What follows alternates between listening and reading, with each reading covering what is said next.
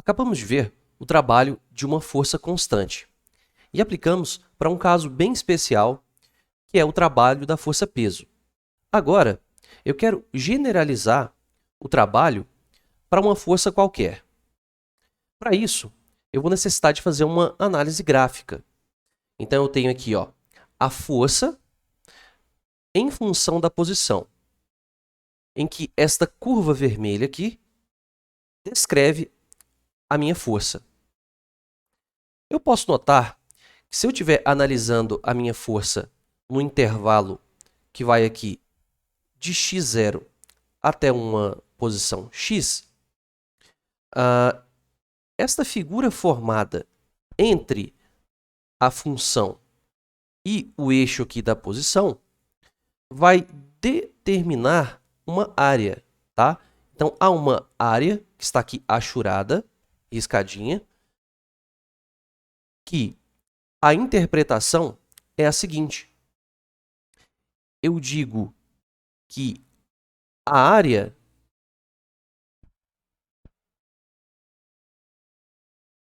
sob esta curva vermelha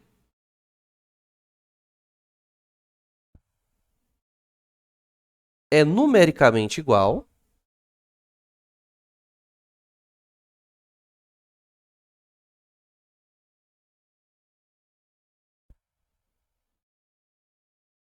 ao trabalho realizado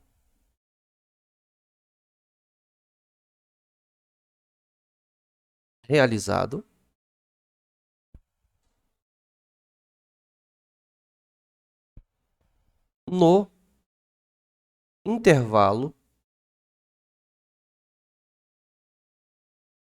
considerado.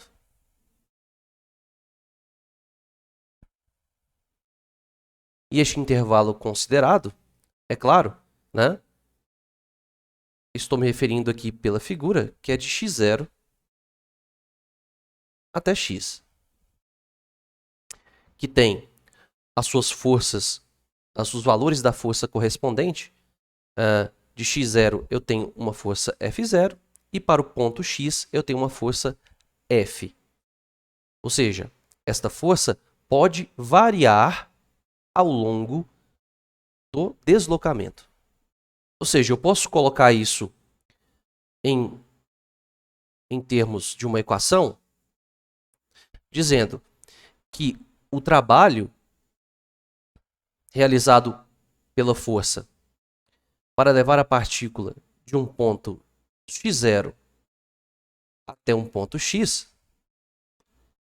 vai ser numericamente igual à área no intervalo considerado. Significa que basta que eu calcule esta área dessa figura achurada para que eu tenha o trabalho. Ora, mas preste bem atenção. Parece simples à primeira vista, mas muitos dos casos eu não consigo calcular esta área. Se fosse uma figura como um quadrado, um retângulo, um triângulo, algo do tipo, eu já sei calcular. Agora, você percebe que não é este caso. Eu não tenho uma figura regular, né? Uma figura conhecida. Então, para fazer isso, eu teria que utilizar uma técnica que a gente aprende no cálculo diferencial integral, no ensino superior, para calcular. Então, não são todos os tipos de força que aqui no ensino médio a gente vai conseguir calcular o trabalho pela área. Tudo bem? Mas eu vou apresentar um caso muito importante, que tem uma aplicação direta para um trabalho de uma força variável, que a gente consegue realizar o cálculo dessa área. Tudo bem? Então, vamos para um caso em que a gente consegue calcular, a partir do cálculo da área, o trabalho da força. E neste caso, a gente vai fazer isso para a força elástica. No capítulo sobre as leis de Newton, a gente mostrou algumas forças notáveis. E uma delas é a força elástica, dada pela lei de Hooke, né? A lei de Hooke é justamente esta equação aqui, diz para nós que a força é diretamente proporcional ao deslocamento da mola, o quanto você pode esticá-la ou comprimi-la. E K é a constante elástica dessa mola. Você pode notar que esse sinal menos se refere ao fato de que, se eu puxar ela para um lado, ela vai tender a voltar para o seu estado original. Ou seja, a força vai apontar na direção contrária do deslocamento da mola. Então, aqui nessas situações, eu tenho o seguinte, ó. Se a mola está relaxada, ou seja, ela está numa posição de equilíbrio, eu digo que essa posição de equilíbrio seria a minha posição 0, tá? Eu escolho dessa forma. E aí eu vejo que K vezes 0 vai dar 0, ou seja, eu não tenho força. Então, neste caso, a minha força aqui é 0. Caso eu estique minha mola de uma quantidade x, né, para a direita, o que vai acontecer? A minha força aqui com esse sinal menos vai ficar para a esquerda, ou seja, vai tentar voltar ao seu estado original. E se agora eu comprimir essa mola aqui para a esquerda, fizer um deslocamento menos x, este menos com este menos da fórmula vai dar o quê? Uma força para a direita, uma força positiva. Né? Então, aqui, a minha força será negativa, e aqui minha força será positiva. Em outras palavras, a força negativa significa que ela está apontando para a esquerda, no meu referencial, e para a direita, né, ela é positiva. Então, eu tenho a descrição completa aqui por esta equação. Então, eu posso jogar isso num gráfico. Nós sabemos aqui que isso aqui se trata de uma função de primeiro grau, em x. Ou seja, você vai ter uma reta. Por causa desse sinal negativo, nossa reta será inclinada negativamente, como descreve aqui. Então, se eu substituir valores nesta equação, se eu substituir aqui por x0, eu terei aqui que para x0 eu terei uma força F0. Se eu substituir por um x genérico aqui, eu terei, para x, eu terei uma força F. Com isso, eu vou considerar agora o cálculo do trabalho da força elástica neste intervalo de deslocamento, né, de x0 até x. E a figura formada foi essa aqui, ó, entre o eixo da posição e, é claro, a reta da nossa função. Eu acho que você percebeu que esta figura aqui é uma figura familiar a nós. Ela é a figura de um trapézio. Né? Então, quer dizer que se eu conseguir calcular a área deste trapézio, que está pintadinho aqui, eu vou conseguir calcular o trabalho realizado por essa força. Então, neste gráfico da força pela posição, lembre-se, o trabalho realizado para levar a partícula de uma posição x0 até uma posição x vai ser numericamente igual à área que está entre a curva considerada e o eixo da posição. Isso que você pode dizer, é uma reta. A curva é um nome genérico, tá? Olha, então tudo que eu tenho que fazer é calcular a área do trapézio.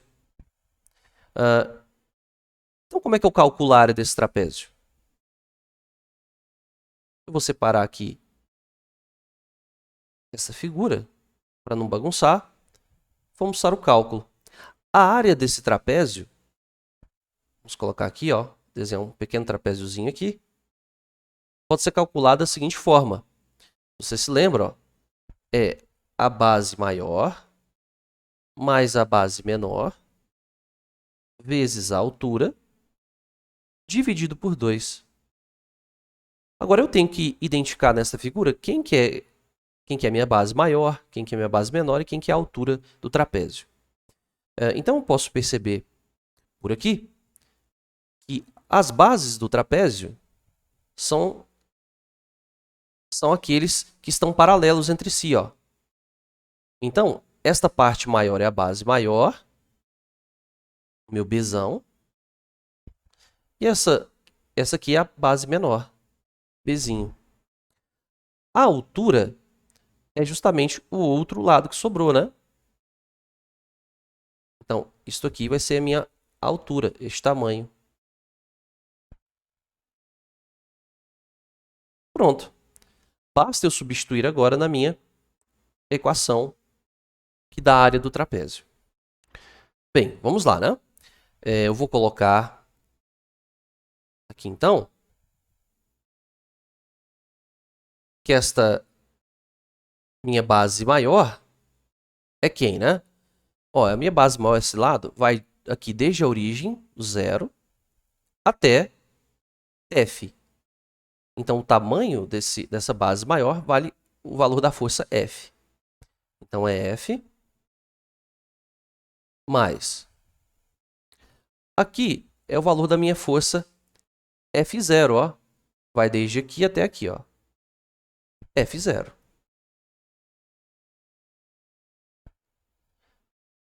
Vezes H, né, que seria a altura desse meu trapézio, ele é justamente a distância entre x e x0, né? Ou seja, para eu calcular uma distância, é um delta. Basta eu colocar o final, que é x, menos o inicial, que é x0. Tudo isso, né, dividido por 2. Agora, vamos ver o seguinte.